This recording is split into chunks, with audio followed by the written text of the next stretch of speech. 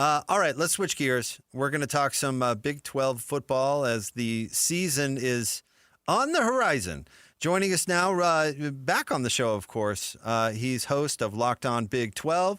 He's Drake Toll with us here on Jake and Ben. Drake, thanks for a few minutes, dude. How are you? Of course, I am spectacular. I'm getting ready for a game on ESPN tonight, 7 o'clock Eastern time. The Party Animals and the Indianapolis Clowns on ESPN and Banana Ball. But, man, I can't pass up the opportunity to talk some Big 12. So excited to be with you.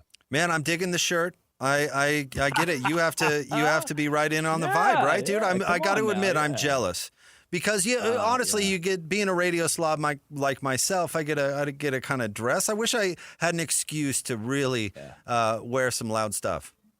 I get the pink. I've got some like bright green. Yeah, dude. This is actually a onesie. This is all just like one amorphous blob amazing. On my body right now. Amazing. So I did not wear this to Big 12 Media Days in the past. I have not built up the courage yet, but the time will come. Oh man, I saw some media members that were dressed up and thought they were the show. You can't. No, you gotta keep it. You gotta keep it professional. All right, well let's go to Big 12 Media Days. I'm curious for your takeaways. I would say start at what's most relevant for you. The Texas Tech clown reporter looking like a moron bringing up tortillas. I mean, you want to talk Utah BYU? What did you come away thinking? Yeah, I thought that Brett Yormark missed the mark a bit in how he approached even like that moment, right? The reporter asks a pretty stupid question. No two ways around it. Some questions are stupid. Law of averages. Some things are just they're not going to land. Didn't land. Yormark walks across the stage, tells the guy, stand up, say it with your chest, give it to me. I think Yormark walked away, instead of looking like this commanding figure who's got a grip on the Big 12 in a positive way, it almost looked a bit too totalitarian. A couple people in the room mentioned the same thing, like, it's not the look Brett wanted to go for. Similar to John Sumrall with this phone situation for the Florida head football coach, right. SEC Media Days. Phone goes off. Sumrall just took it a bridge too far. And where I think the Big 12 can grow and get better as a conference moving forward and needs to is from a PR standpoint. The SEC's nailed that. They are. It just means more, and we're 16 teams strong, and we're the best conference in college football. But also at the same time, they command this rhetoric of almost the underdog. The Big 12 can't find underdog, can't find big dog, can't find middleman. They're still struggling to find their spot in the college football sphere, and I think that was echoed at Big 12 Media Days. What is the identity of this conference? The biggest announcement the league gave you, and Brett Yormark always has one. He always has, Nelly is the halftime show, or LED basketball floor, or we're going to Mexico City. This year, the announcement was Monster. And because there was no proper context given, it gets torn apart immediately. The whole deal. There are questions from every corner, media and fans of asking, how are we signing away our conference for $1.25 million per school? How does this work? How is this? And if proper context had been given about, the Big 12 being promoted on monster cans in 150 countries and the opportunity to make more money with this deal later on, then maybe we all wrap our head around it. We agree with it. We're on the same page. But it's just like the Big 12 is a tick off from a PR standpoint right now. And in an era where we're doom scrolling all the time and social media matters more than ever, you've got to look good. And the Big 12 struggling with that, I think. And that was maybe my biggest takeaway, the 30,000-foot takeaway from Big 12 Media Days. Let me ask you this. Do you include BYU in the same conversation as Texas Tech going into the season, or Utah for that matter? You've got to include BYU in that, if not BYU ahead of Texas Tech. And a few people do have the Cougars above the Red Raiders. I don't currently. I still think Texas Tech commands the best roster. And to back that up, I watched what Texas Tech did to BYU twice last year. Now, the Cougs kept it close in the first half of both of those contests, but ultimately Texas Tech just overpowered BYU. Until I see different, until I watch BYU against Arizona, win a game by 21 points against a salty Arizona team with Noah Fafita, I don't have the confidence that BYU is better than Texas Tech. Are they squarely the second best team in the Big 12? Absolutely. Could they be the first best? For sure. But I still have Texas Tech in that one slot. And what I think we forget, we read the BYU record. I mean, this is a 12-win team a year ago. And, man, that kid, you can't take that away. Everybody's like, one-score games, they'll regress. They won't. This team is really good in crunch time. But there is a piece of how BYU struggled against UCF, right? Or in the past against Colorado and had to come back and win these games. The Cougs have to dominate. They got to blow people out this year if they're going to prove to the College Football Playoff Committee they deserve to get in, no matter their record above double-digit wins. And then I include Houston in there, in that kind of that top tier of the Big 12. BYU, Houston, Texas Tech. Those are my three. Then what's crazy is at 4, it could be Kansas State. It could be Utah. We could get to the end of the year and Utah is 11th in the Big 12. Kansas State's 14th in the Big 12. That it starts to get super messy after the top 3 to me. I even think Arizona could see a regression going into the year. And the biggest piece as it pertains to the Utah Utes is the trenches. The amount they had to replace in the trenches. And, people are all, they lost 5 key players to Michigan. And I don't even look there. I look at the trenches. And I do think ultimately Kyle Whittingham leaving is not going to be something you see as a big tangible reason that Utah doesn't go 11-1 next year. Morgan Scalley's going to run a ship that they're familiar with and they're aware of, and Devin Dampier can carry the offense. But there's a world where Utah goes 7-5. Just as there's a world they go 10-2, there's also 7-5 on the table, and that's what leaves the door open for so many of these Big 12 teams, kind of in that second tier, and that second tier is pretty big. Had you met Morgan Scalley before? And if not, I'm curious to your first impression. I haven't shaken his hand, and I'll say this of Scalley, what I've seen in kind of the circles that I've been around, and even the people that I've talked to inside his inner circle, they're all on the same page of Morgan Scalley is going to be easier to deal with than Kyle Whittingham in a lot of ways.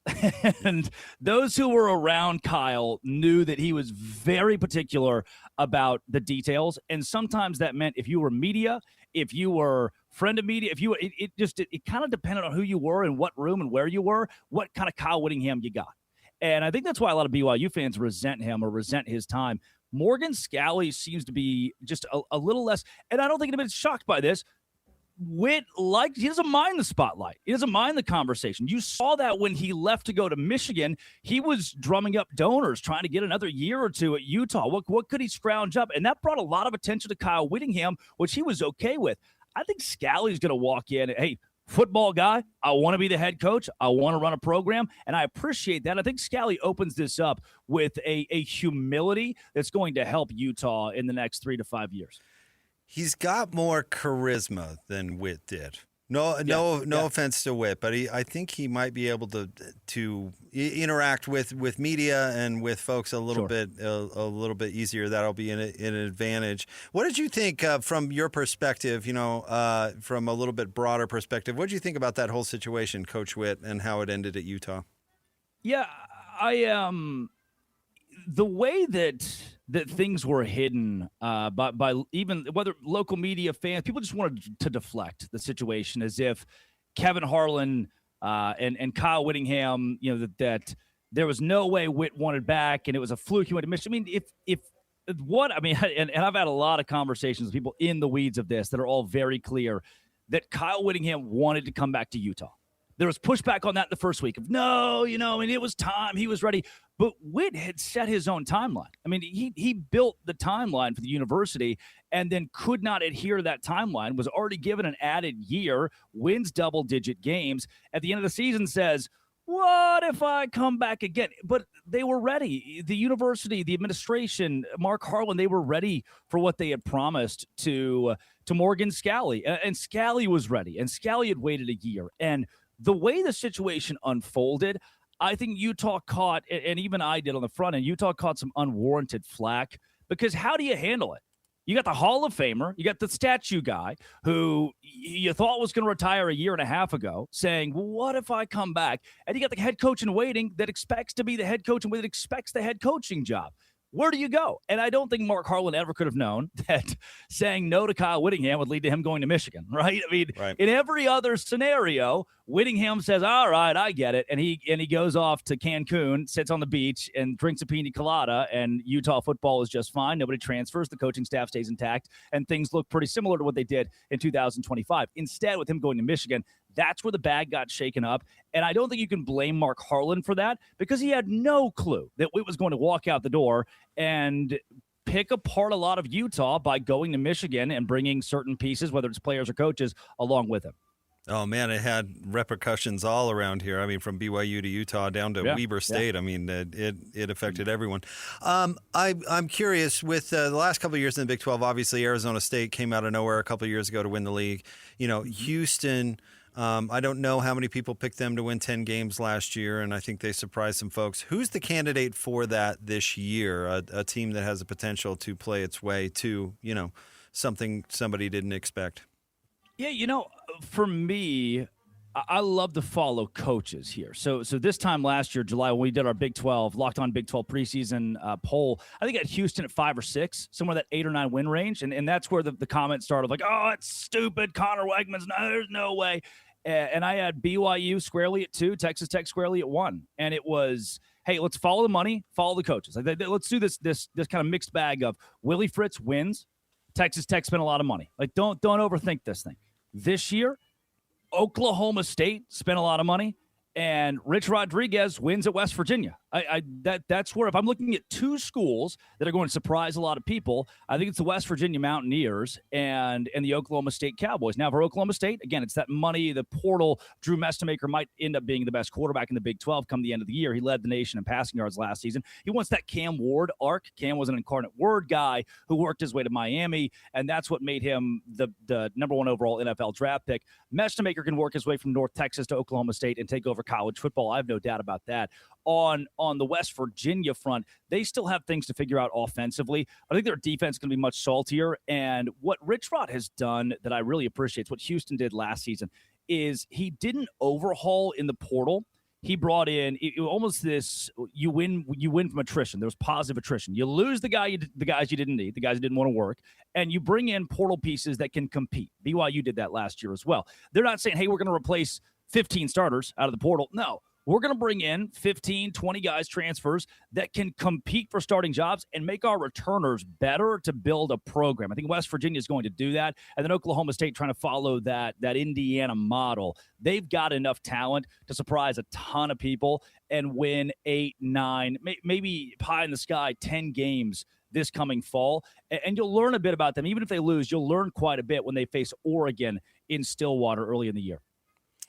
This is a loaded question that probably can't be answered in a couple minutes, but what is the future of college football? We talked to both Utah and BYU's athletic directors, and they're talking about unsustainable this and unsustainable that. And then, of course, SEC Media Days, which you referred to before, they're threatening to break off. Tommy Tuberville is in the Senate saying this is all we want. I mean, what is the future? Robots, I don't, like flag football. I guess there's it's a fair question though, because there's a lot of ways to take it. I think what you're getting, the rhetoric out of the SEC right now, is dangerous rhetoric, and I think that overall, I talk about this a lot on Westwood One Sports in the mornings, Drake Toll's show, is that the SEC's dangerous rhetoric is not something to be scared of, but something to monitor as the conference tries to sway the court of public opinion in its direction. So the SEC is not leaving the NCAA. No chance. No chance. There's no reason that a conference would want to overtake that. They would want to grab the headache that the NCAA deals with. What the NCAA does is they're in essence this guard, this dam between a conference, between an institution, between a player, and the law. The NCAA is supposed to enforce the law, and guess who gets sued more often than not and loses? The NCAA. Right. The SEC doesn't have the infrastructure to get sued like that. They don't have the money. They don't have the. I mean, there's no way that the Southeastern Conference can sustain itself from a legislative standpoint. I've crunched the numbers on this. It would take about 2 years for the SEC to completely leave the NCAA, and that is going to Washington D.C. and saying, "Hey, for combative measures for all these injunctions, we need you." And Washington, D.C. saying yes to the Southeastern Conference is such a large they would never attempt it.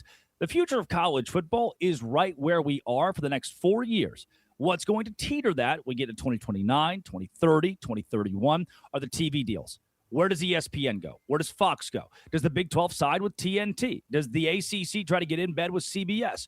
Those are the questions we should be asking. The smoke and mirrors of the SEC leaving the NCAA is just the SEC trying to make you feel bad for the big bad wolf. Like, yo, you killed Red Riding Hood's grandma. Why should I feel bad for you? You're the one that did this. Like, you're the one wearing the costume. But you're you're in bed right now, dressed as grandma. They want you to love them. They want you to buy into this underdog ragtag. Oh, poor us. The SEC has to deal with the NCAA.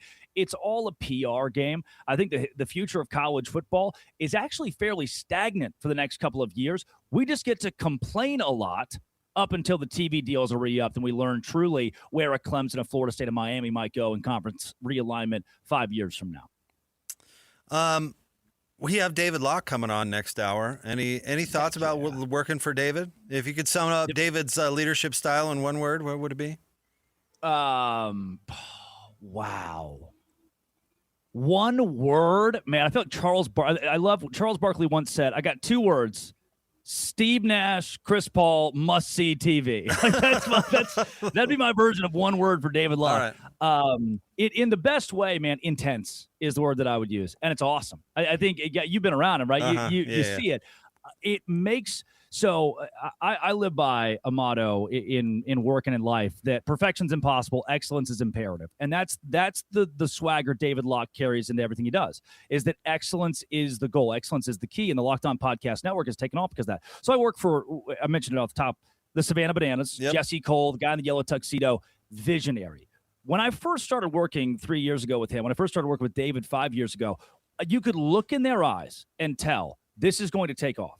Anything this guy touches, anything this guy does, it's going to work because not only are they incredible, they put the right people around them. They surround themselves with the infrastructure to win. They'll always have a startup mentality. And so I liken David Locke a lot to what Jesse Cole is doing with the Savannah Bananas and that growth in marketing and sports and attention in this realm. And both of those guys, man, I consider it an honor. I walk into, whether it's Locked On the Podcast Network or the Savannah Bananas, the Party Animals, Banana Ball, I walk in outthought, outclassed, outmatched, outcreated every single day. Like it forces you to be better when you work for guys like that. David Locke deserves a lot of respect for what he's done building Locked On, which is now the #1 podcast network in the world. Yeah, I'm not going to tell him or pass on any of that because his ego is already big enough. Hey, Drake, we appreciate you and all your great work, dude. Thanks for coming on with us. Man, I know I wear a fur coat and a onesie and all that, but getting to talk the nitty-gritty of the real issues in college sports today is always a pleasure. And to join a brand like KSL that I've followed since well before I was in sports media, like back in high school, listening to the air, reading articles, KSL is a staple there. It's an honor to be asked on a show like this, and I'm excited to do it. I'll be in town 3 or 4 times this fall for both BYU and Utah. We'll catch up again. Oh, great. Yeah. I mean, we'll have you back in studio, man. That would be awesome. I'll wear this. Yeah. I'll wear a onesie. All right. I'll do it. Thanks, Drake. We appreciate you. Yeah, absolutely. Absolutely. All right. That is the host of Locked On Big 12, Drake Toll, with us here on Jake and Ben. Well, more next, 97.5, the KSL Sports Zone.